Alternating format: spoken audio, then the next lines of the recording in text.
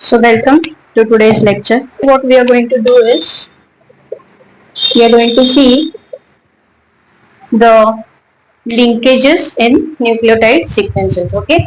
In the previous lecture, what we saw was how the sugar, that is deoxyribose or ribose sugar, is attached to nitrogen base at one side and to the phosphate at one side. Today what we are going to see how one nucleotide attached to the second nucleotide, right? Because we know that DNA is a polynucleotide chain. So in order to form a polynucleotide chain, the nucleotides units should attach to each other. So how is the linkage between two nucleotide sequences? That would be our today's lecture. Before that, we will just draw the nucleotide structure once again.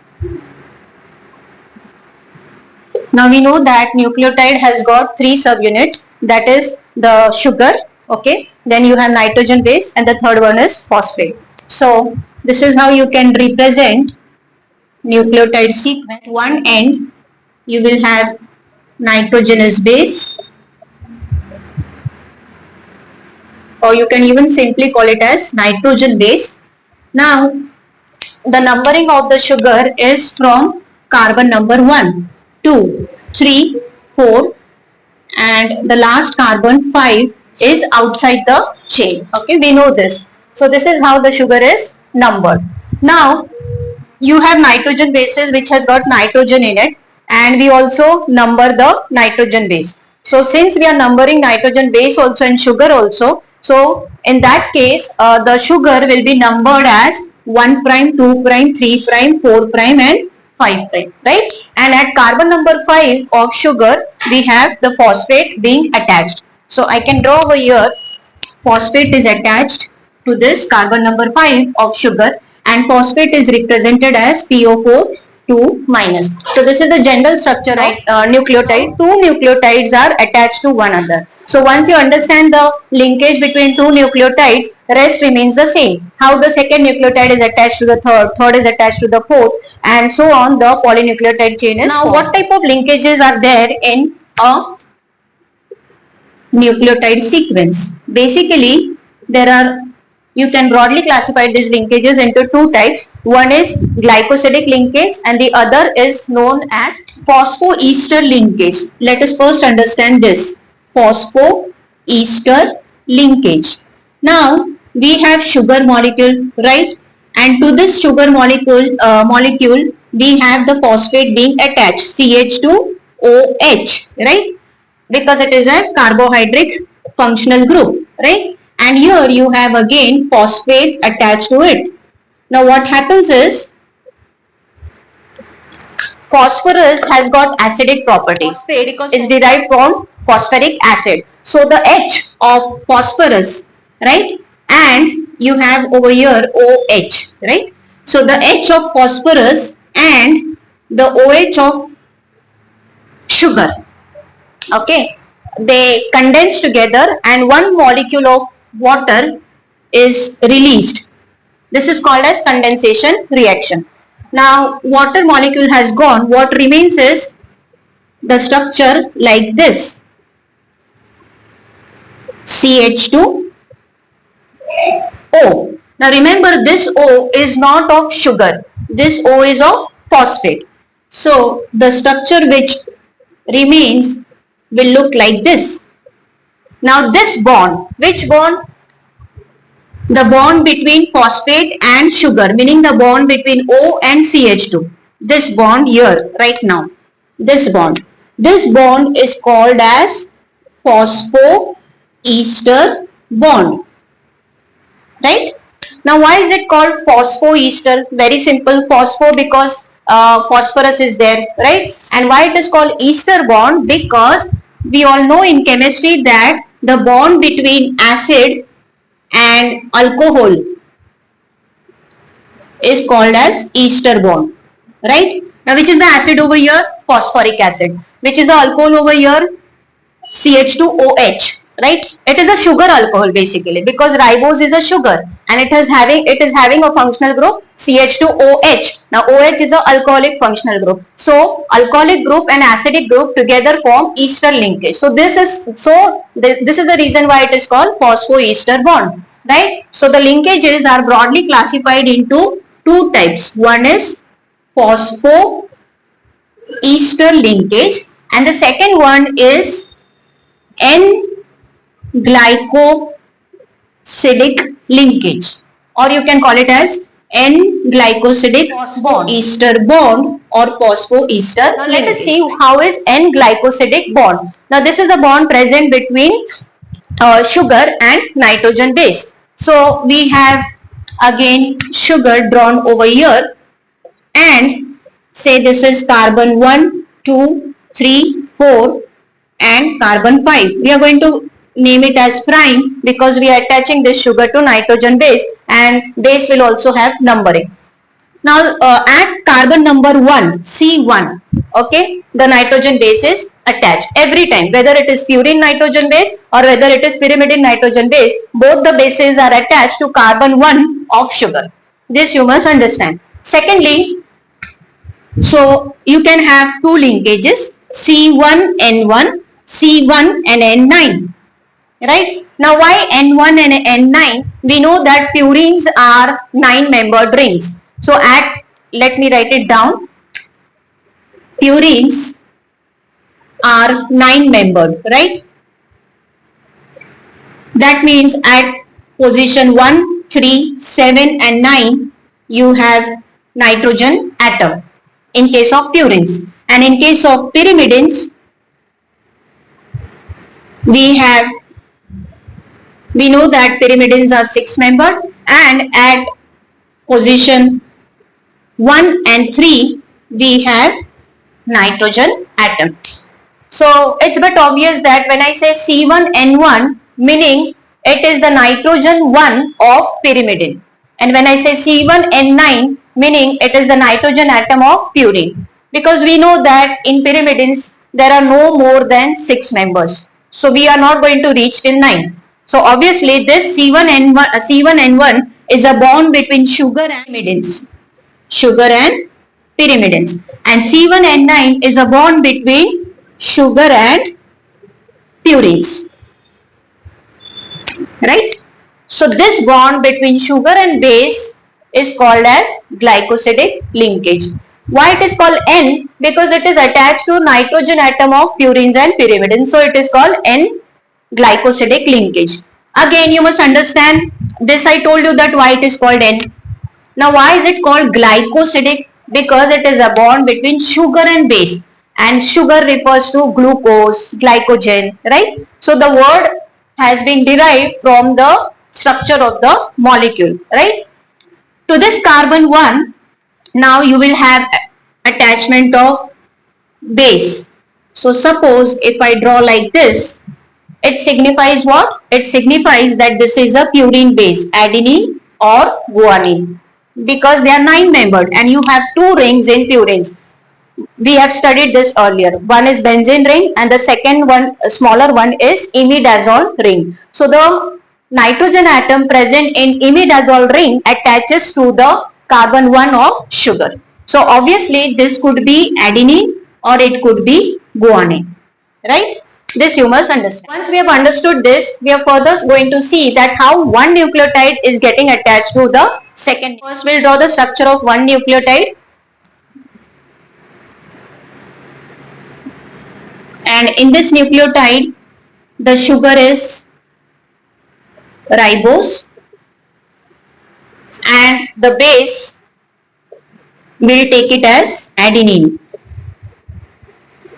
Chemical name of adenine is 6-aminopurine. Now,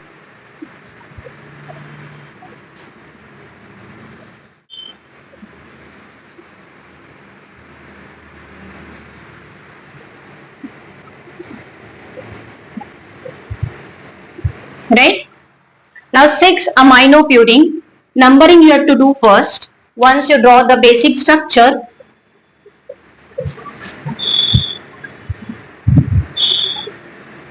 right? Now on the 6th position you have amino group, so functional group. So here we have amino group, and then we are going to draw the double bonds like this. So on the nitrogen atom 9, we have sugar getting attached. This is a ribose sugar. That means at C2 position, we will have OH, because we know that in deoxyribose sugar at carbon number 2 there is one oxygen, right? So you'll have OH here, H, OH, H, and here H, right? So this is your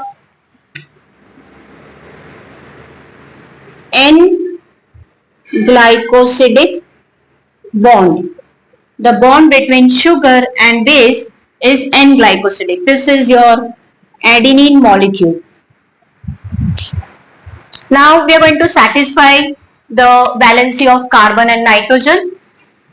Nitrogen is trivalent 1, 2, 3, carbon tetravalent 1, 2, 3, 4, carbon 1, 2, 3, 1, 2, 3, 4, this carbon 1, 2, 3, 4, nitrogen 1, 2, 3, carbon 1, 2, 3, 4, right? This is how you are going to satisfy the valency. Now this is your N-glycosidic linkage, and this linkage is your phosphoester bond or linkage, right? So both the linkages we have shown in this molecule or in this nucleotide. How would you label this nucleotide? Now understand this. We are having one nitrogen base, we are having one ribose sugar, and we are having single phosphate bond. So this molecule I will call it as adenosine monophosphate. Adenosine monophosphate, or simply AMP. A for adenosine, M for mono, and P for phosphate. Now I am not going to put small d over here because it stands for deoxyribo, and our sugar is ribose sugar over here. It's not deoxyribose, it is a ribose sugar, so you're not going to put small d in front of the abbreviation, right? Monophosphate, because we are attaching single phosphate over here. You can extend it. This is a simple nucleotide. I can extend it. How? That to this phosphate I can attach the second phosphate molecule. I can even attach the third phosphate molecule. Just for convenience, I am writing PO4 2 minus, but actually you know how to draw the structure of phosphate. It should be like this: P double bond O, OH, OH, OH. The terminal atom or the terminal hydroxyl group, you will write OH, and this side on the right hand side OH, basically this H will get eliminated in the condensation reaction. So this is how you represent one nucleotide. Now if I am drawing 3 phosphate molecules to this nucleotide, then I will call it as ATP, that is adenosine triphosphate, right? ADP and ATP. So M for mono, D for di, and T for triphosphate. So ATP we all know, adenosine triphosphate. This is the energy molecule or the currency of. One example of purine, right? Purine attaching to sugar and phosphate. Let us take another example wherein we'll take pyrimidine attaching to sugar and phosphate. In the same manner, we will draw the structure of cytosine first. Cytosine is referred to as 4-amino 2-oxy pyrimidine, because it is pyrimidine, or you can even call it as 2-keto, right? So now let us number from this nitrogen atom: 1, 2, 3, 4, 5, 6. Now let's attach the functional group. On carbon number 4, you are having amino group over here, NH2 group. On carbon number 2, we are having ketonic group. C double bond O is ketonic group, or you can also call it as oxy group because oxygen atom is there. Now once that is done, what we are going to do is draw the double bonds. Now here there is a double bond, so you won't have double bond here, you will have double bond here and here, right? So to the nitrogen atom 1 of base, the sugar will be attached. Just now we saw that it is either C1N1 or it is C1N9. So this is N1, this is C1. So 1 prime, 2 prime, 3 prime, 4 prime and 5 prime. Here CH2, O, H, H, OH, H, H, OH, and here you will have again H. Right? This is how the structure would look like. Now this is a ribose sugar because at carbon 2 oxygen is present. This is your cytosine base which is pyrimidine, and phosphate is remaining because we are drawing the structure of nucleotide and not nucleoside, right? In the previous lecture we saw that nucleoside is what? Nitrogen base plus sugar. Phosphate is absent in nucleoside. And if you attach phosphate, now see, this is what? This is a structure of nucleoside. If I attach phosphate to it, it will become nucleotide. So the OH of sugar will get eliminated and you will have phosphate being attached to this portion. So in the same way, you can attach 1 phosphate, 2 phosphate or 3 phosphate. Accordingly, the name of that nucleotide will change. Now what would be the name of this nucleotide? Cytidine triphosphate, or simply CTP, capital C, capital T, capital P. Okay. Now why do we label it as CDP, CTP, CMP? Because see, in the metabolism, in the cell's metabolism, many a times you have all these derivatives. It's not that always you will have ATP. We know that ATP is the currency of the cell, but ATP is required for the metabolism of the cell. Suppose somewhere the energy is required, then this ATP molecule will break down into ADP and inorganic phosphate. So you will have ADP circulating in the cell cytoplasm. Similarly, sometimes if ADP is available, ATP is not available and we want one more energy molecule, then ADP will break down into AMP. This is the reason why you have all these derivatives. CMP, CDP, CTP, AMP, ADP, ATP, then GMP, GDP, GTP and TMP, TDP and TTP. Right? This you must understand. If it is in case of DNA. If it is in case of ribose sugar, then you will have uracil. If I have to convert this into deoxyribose sugar, simply I will delete this O and I will put here small d. So it will become deoxyadenosine triphosphate. The rest of the structure remains the same. Here also, if I have to convert this into deoxyribose sugar, I will delete this O so that this nucleotide will now become deoxycytidine triphosphate. Okay, and then in between I have written ribose. You can make it as deoxyribose, right? Deoxyribose. So it's very simple. It's not very tough. It appears to be very tricky, but if you practice every day 2 to 3 structures for a week or so, everything will go. One nucleotide is going to attach with the second nucleotide is going to attach with the third nucleotide. And now the bonds in between the nucleotides, okay, 2 nucleotides is called as phosphodiester bond. PE refers to what? Short form I am writing phosphoester bond, and PDE meaning phosphodiester bond. Phosphodiester bond is formed between 3' carbon of first nucleotide. Polarity, if we have to see what is the polarity of phosphodiester bond, then 3 prime 5 prime is the polarity. Okay, what do we mean by polarity? Now understand this. You have this one nucleotide, the previous nucleotide I have erased. You can label that nucleotide as first nucleotide and you can label this nucleotide as second nucleotide.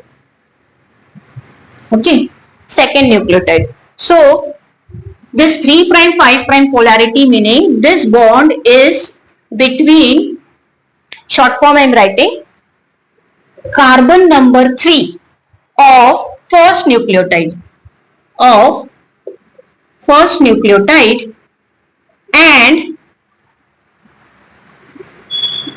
at fifth position you will have phosphate of second nucleotide.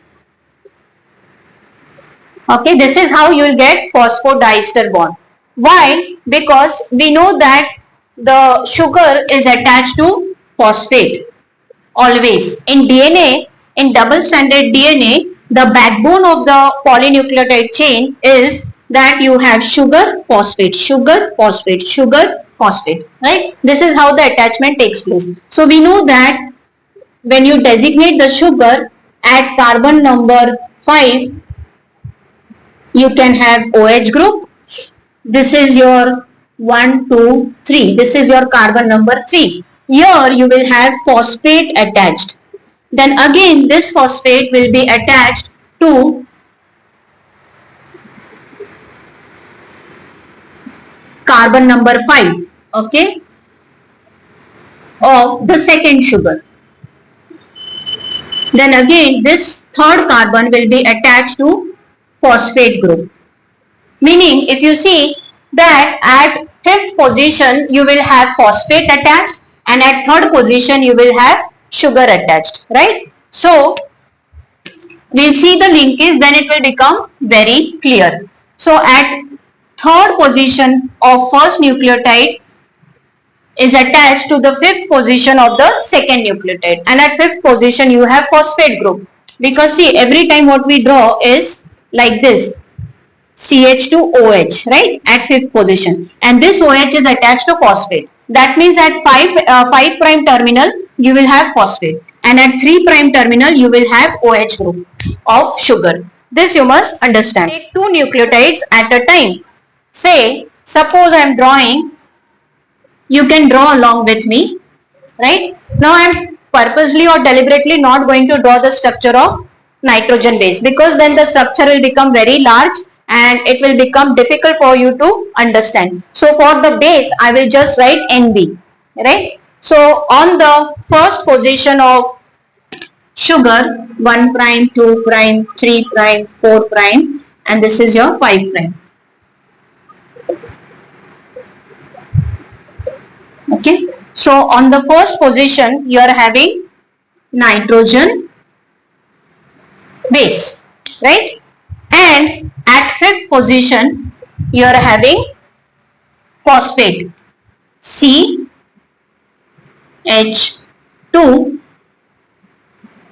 PO4 2 minus, that is phosphate, right?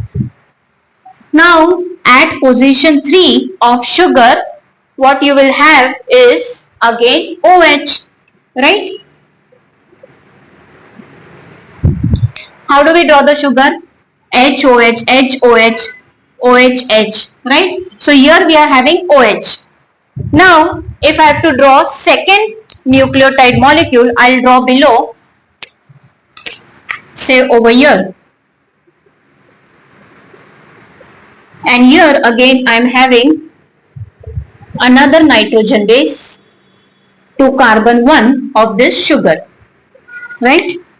This is my carbon 2, this is carbon 4, and this is carbon 5, right? Now again here I am having CH2 and phosphate attached to it, right?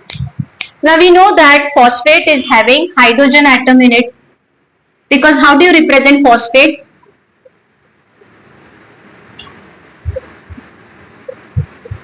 Like this, okay? That means phosphate is having hydrogen in it.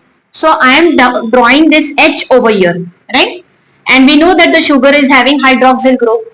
So the hydroxyl group of the first nucleotide and the hydrogen atom of second nucleotide is given out in the form of water molecule.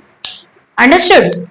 I have drawn two nucleotides. See, how would you label this? The upper nucleotide you will label as first nucleotide. Okay, this is my first nucleotide. The lower nucleotide I will label it as second nucleotide. Just now we saw the structure of nucleotide, right? So this is my first nucleotide, the upper one, and the second one or the lower one is called second nucleotide. So at carbon number 3 of first nucleotide, I am having hydroxyl group. And at carbon number 5 of second nucleotide, I am having phosphate group, right? And phosphate is having hydrogen. So the OH of the third carbon of first nucleotide combines with the hydrogen of phosphate of second nucleotide, right? So that is why this is forming a polarity 3 prime 5 prime. Are you getting it? The polarity is called 3 prime 5 prime. Why? Because at carbon 3 the hydroxyl group is present and at carbon 5 phosphate group is present. So this polarity is called as 3 prime 5 prime polarity. Understood? Condensation is going to take place, right? So after condensation, what would be the position? This water molecule is going to go now, right? So what will remain is structure like this.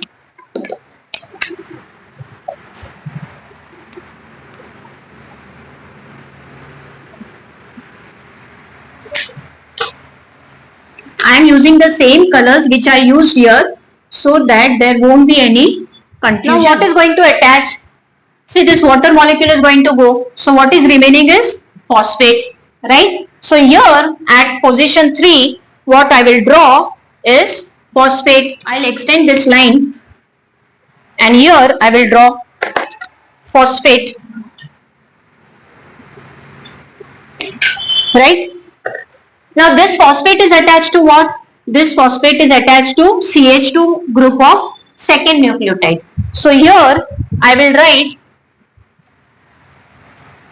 fifth carbon 5 prime, which is of what? Which is of sugar of second nucleotide, right? So here again I have this kind of structure. Now understand this is a bond between what? This is a bond between what? Sugar and phosphate. So the bond between sugar and phosphate is called what? It is called phosphoester bond. So I will label this as phosphoester bond. Here also I am having sugar and this is phosphate. So this bond is called as what? Again phosphoester bond. Now this phosphoester and phosphoester, both of them will together form what? They will form phosphodiester bond. Understood? So again I am repeating, please pay attention. Here you have one nucleotide wherein you have sugar, nitrogen base and phosphate. In second nucleotide I am having sugar, nitrogen base and phosphate, right? At carbon number 3 we are having hydroxyl group, right? Because in sugar always you have like this OH, OH, right? So at carbon number 3 I am having hydroxyl group. At carbon number 5 I am having phosphate group. And phosphate meaning what? Hydrogen atom is present in it because it is phosphoric acid. So OH of first nucleotide combines with the H of second nucleotide to release the water molecule. So what remains is this will go. So this phosphate will now attach to what? This phosphate will now attach to third position. So here I have shown this phosphate attaching to the third position of first nucleotide. And remaining structure remains the same. Right? Now we know that the bond between sugar and phosphate is called phosphoester. So this is a bond between sugar and phosphate, phosphoester. This is a bond between sugar and phosphate. This is second phosphoester. And when I join these two phosphoester, meaning 1 and 1 becomes 2, di. So this is called as phosphodiester bond. Now how many phosphodiester bonds I am having?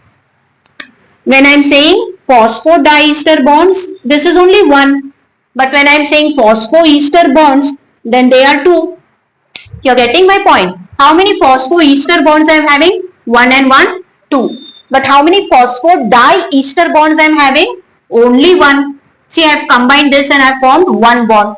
It's very clear now that between two nucleotides I am having one phosphodiester bond. That means if in a numerical problem they have given you that you are having 10 nucleotides, and if they ask you to calculate the number of phosphodiester bonds, then simply you will say that it would be 10 minus 1, that is equal to 9. But if they ask you that how many phosphoester bonds are there, then I will simply say that it is 10. If it is a single stranded DNA. Because 10 nucleotides they have mentioned. They have not mentioned whether it is double stranded or single stranded. Generally they will mention. Then the picture will change. Okay, we'll see that later when we solve the numericals. But I hope this is clear that what is phosphoester bond, what is phosphodiester bond. Phosphodiester bonds. Number of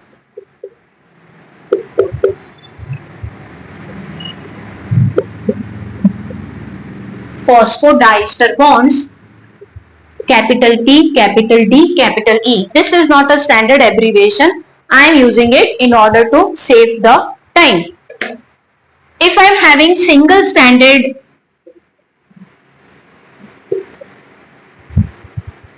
linear DNA and here I am having double stranded linear DNA. Oftenly we'll designate single stranded as ssDNA and double stranded as dsDNA to make the job simpler. So say this is my single stranded DNA and here I am having double stranded DNA. The number of nucleotides I am having in this linear DNA is say 4, right? And here I am having pair of nucleotides which are also how much? 4. So here I'll say I am having 4 nucleotides, total 4 nucleotides, and here I am having 4 pairs of nucleotides. So there is a difference between nucleotides and nucleotide pair. When I am saying I am having 4 nucleotides, meaning it is obviously a single stranded DNA. When I am saying 4 pairs of nucleotides, meaning it is a double stranded DNA. Now 4 pairs of nucleotides meaning what? Total how many nucleotides I am having? 1, 2, 3, 4, 5, 6, 7, 8. So I am having 8 nucleotides.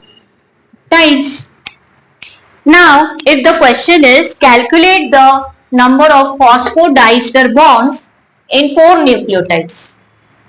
Just now we saw what? That if you are having 2 nucleotides, then between 2 nucleotides we are having only 1 phosphodiester bonds. We are not talking about phosphoester. Remember this. 2 nucleotides are joining to each other. Between 2 nucleotides we are just having 1 phosphodiester bond. We are going to calculate diester bond and not ester. So between 2 I will have 1 phosphodiester bond. Between these 2 nucleotides another phosphodiester bond. Between these another phosphodiester bond. Meaning in 4 nucleotides total number of phosphodiester bonds is equal to what? Total number of nucleotides minus 1. Can this become my formula? Yes, because total number of nucleotides minus 1. What is the total number of nucleotides? 4. 4 minus 1 is what? 3. And I have got 3 phosphodiester bonds in this structure. Okay. Now let us calculate over here. What would be the total number of phosphodiester bonds in double stranded DNA? What would be the total number of phosphodiester bonds in double stranded DNA? In single stranded DNA, the formula is what? Total number of nucleotides minus 1. That means 4 minus 1. Now in double stranded DNA, how will be the formula? Total number of nucleotides. Now see, in this, I am having how many phosphodiester bonds? 1, 2, 3. In this strand, again, I'll have 1, 2 and 3. So here also I am having 3 phosphodiester bonds. Here also I am having 3 phosphodiester bonds. If I'll calculate like this, it will become what? Total 3 plus 3 is equal to 6. But if I have to put this into formula, then how will it come? Total number of phosphodiester bonds in double stranded DNA will be what? Total number of nucleotides minus what? Now here it was just minus 1. Here it will be minus 2. Okay? Minus 2. Why? Because from this strand we have minus 1 and from this strand we have minus 1. So 1 and 1 becomes 2. So out of this 8 nucleotides, if you subtract 2, what you get is 6. 8 minus 2 is what? 6. And like this also we have calculated that the answer is 6. But every time we won't have time to calculate the number of phosphodiester bonds in one strand, the number of phosphodiester bonds in second strand. The simple thing is what? If they have given you the total number of nucleotides, or if they have given you the number of nucleotides in one strand, we can calculate the number of nucleotides in second strand. It's going to remain the same. ऐसा तो कभी होगा नहीं कि यहाँ पे 10 nucleotides है और यहाँ पे 8 है. No, we are going to have same number of nucleotides. That means you will add both the number of nucleotides in both the strands and simply minus 2 from the total answer. So that much number of phosphodiester bonds you will get in double stranded DNA. So this is a very simple technique, or you can say these formulas will help you to calculate the phosphodiester bonds in single stranded linear DNA and single stranded double DNA. But we all know that in prokaryotic organisms we don't have linear DNA, we have circular DNA, right? In bacteria, prokaryotes meaning single stranded, those which have got very simple nucleus, right? Monera, kingdom Monera. So in Monera, we have all bacteria wherein the DNA of bacteria is not in linear fashion, it is in circular fashion. So again, we can have two types of circular DNA, that is single stranded circular DNA and double stranded circular DNA. So let us calculate what is the number of phosphodiester bonds in single, I'll write SS for single stranded, okay? Single stranded circular DNA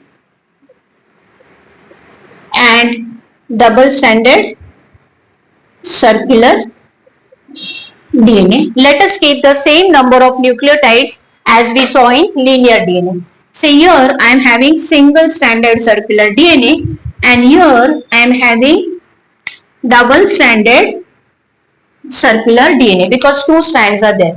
Now the number of nucleotides in both are 4. 1, 2, 3, 4. Here also 1, 2, 3, 4. 1, 2, 3, 4. Now we know that in linear DNA also when it is double stranded, they are attached to each other by covalent bonds or hydrogen bonds. So here also in double stranded DNA, we will have this two nucleotides attached to each other by bonds. Okay, so that is why I have drawn it in front of each other. Now, in the previous talk, we calculated number of phosphodiester bonds in linear DNA. What we saw that between two nucleotides, we are having one phosphodiester bond. So in the same way here also, between two nucleotides, I am having one phosphodiester bond. Between these two, I am having second. Between these two, I am having third. And between these two, I am having fourth phosphodiester bond. Now, the total number of nucleotides is how much? Total number of nucleotides is 1, 2, 3, 4. And total number of phosphodiester bonds is how much? That is also coming as 4. Then what formula can I put? I can put the formula that total number of phosphodiester bonds in single stranded circular DNA will be what? Same as the total number of nucleotides, right? So the number will remain same. Now let us see on this side. Let us first calculate the total number of nucleotides.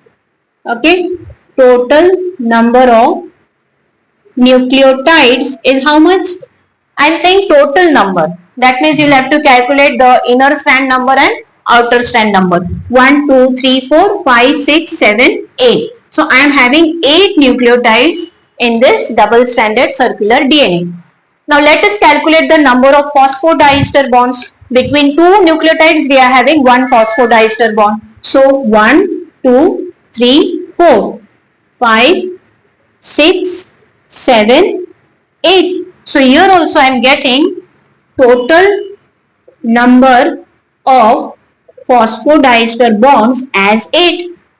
Right? So what will be the formula for double stranded circular DNA? That total number of phosphodiester bonds in double stranded circular DNA will be equal to total number of nucleotides present in it, right? So this change we get to see that in linear DNA, the number of phosphodiester bonds is always -1. Okay, -1 in what? Total number of nucleotides present. If it is double stranded, then -2. If it is single stranded, -1. But in circular DNA, you don't have to deduct anything. The number of nucleotides and the number of phosphodiester bonds are same, right? This is a difference, and this is very important, which will help you to calculate the number of phosphodiester bonds, right?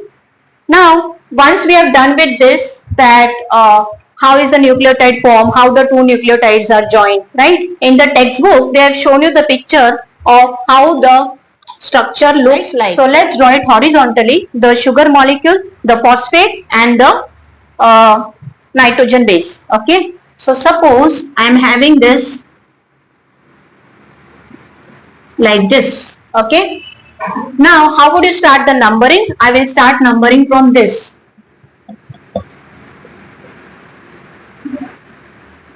1, 2, 3, 4, and this is my 5th carbon. Okay, so to carbon number 1, what is attached? To carbon number 1 is attached your nitrogenous base, say adenine. Okay, now to carbon number 3, what is attached? To carbon number 3, I will attach another phosphate. At carbon number 3, I am having phosphate, and at carbon number 5 also, I am having phosphate. Okay, so the structure will look somewhat like this.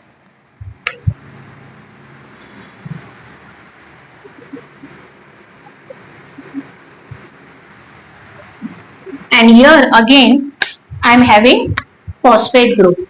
This is my carbon number 5, right? So 1, 2, 3, 4, and this is my carbon 5 to which your phosphate is attached. To carbon 3 also phosphate is attached, and this phosphate is again attached to what? It is attached to carbon 5 of next sugar, right? So if you see, it's like this. Sugar is there. This is 3 prime. This is 5 prime. Here you are having phosphate bond. Here again you are having phosphate bond. Here again you are having sugar. Okay, so this is 3 prime. See, this is 3 prime. This is 5 prime. This again is 1, 2, 3. This is again 3 prime. Sorry, this is 1, 2, 3, 4. This is 5. Okay, so 3 prime, 5 prime.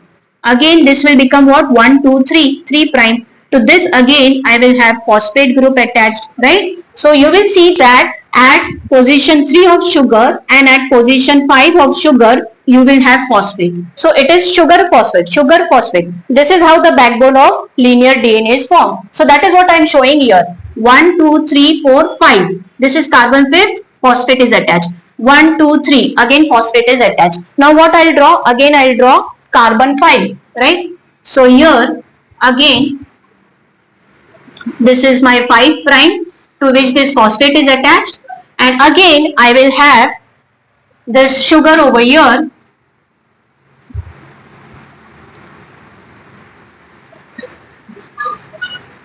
Okay, somewhat like this. Now this again is my 3 prime. 1, 2, 3, right? Now to this 1 prime is attached my another nitrogen base, say guanine. Now guanine is also a purine. So I am drawing double ring structure. So this is how it will go. Again to this 3 prime I will have phosphate being attached, right? And this 3 prime is again attached to 5 prime of next sugar. Okay, this is my 5 prime.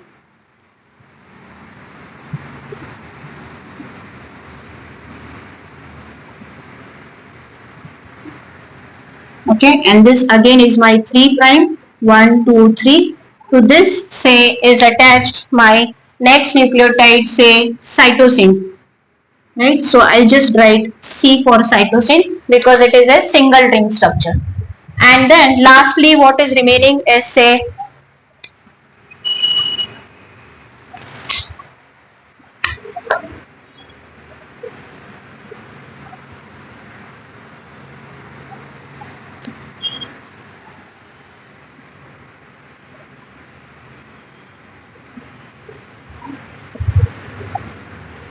I am having the last adenine, guanine, cytosine and thymine is remaining, right? So I will put here as T.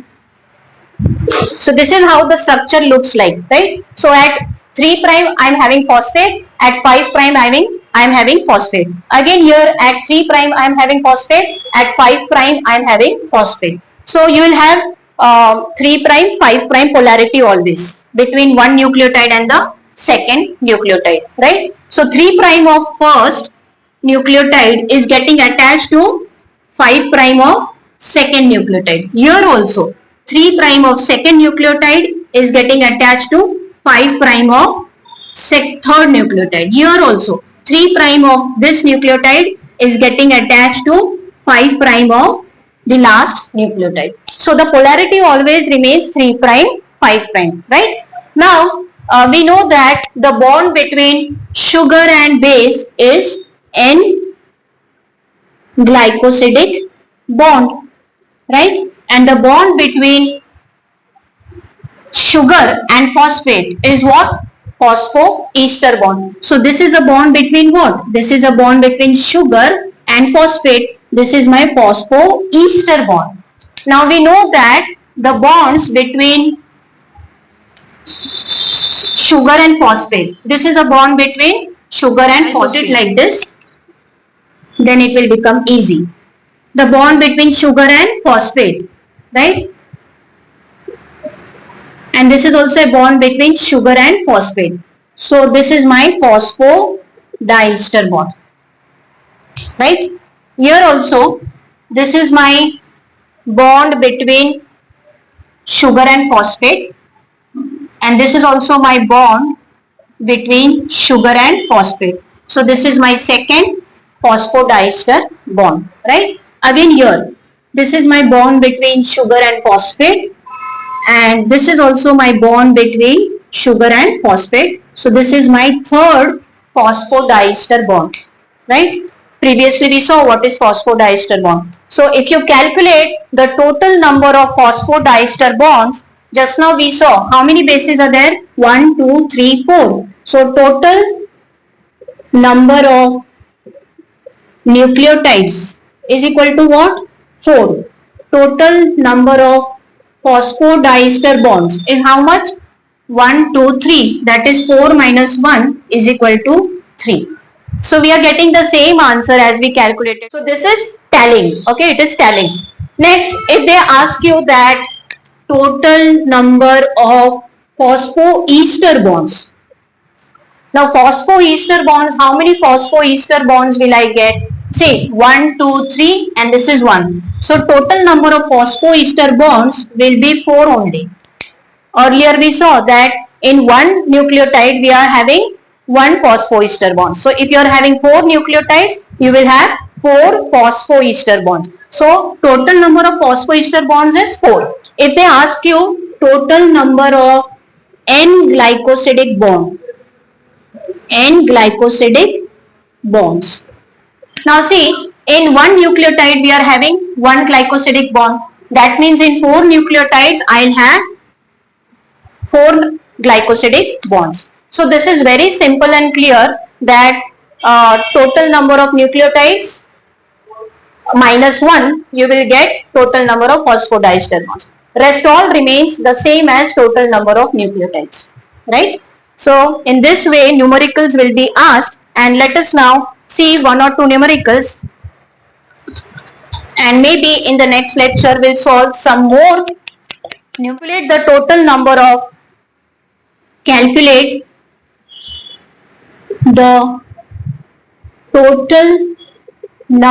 of phosphodiester bonds in 200 base pairs. If the question is like this, okay, and the options they are given is say 198, second is 398, third is 399, and the fourth option is 200.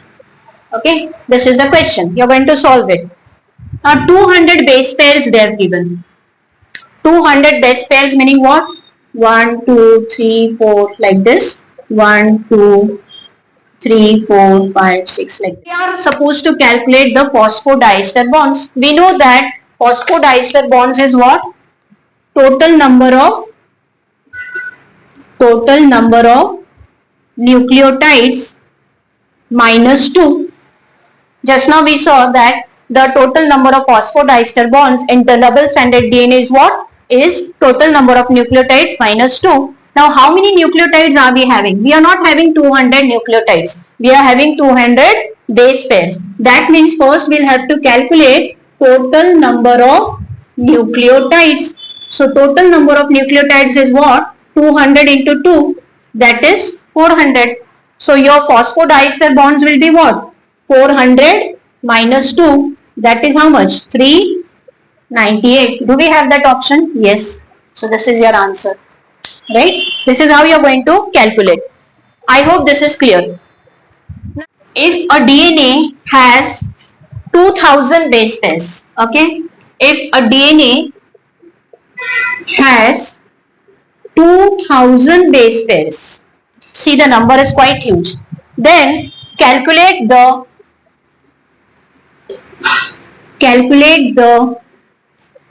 number of nucleotides, number of sugars, okay, number of glycosidic bonds,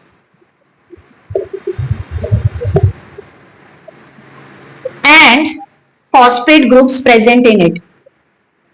Phosphate groups present in it respectively. Okay. So very simple. What you will do is, again, say this is my double stranded DNA. We are having 2000 base pairs. 2000 base pairs. 2000 base pairs. So this number is 2000. This number is also 2000. Then it will form 2000 base pairs. So how would you calculate? Very simple. Total, first question is what? Calculate the number of nucleotides. Now number of nucleotides will be what? Total number of nucleotides will be what? Base pairs multiplied by 2. How many base pairs we are having? 2000. So 2000 multiplied by 2, that is 4000 nucleotides will be present in this. So first answer is done. Sugars, how many you have? Okay, sugars. So sugars, just now we saw in the diagram that what?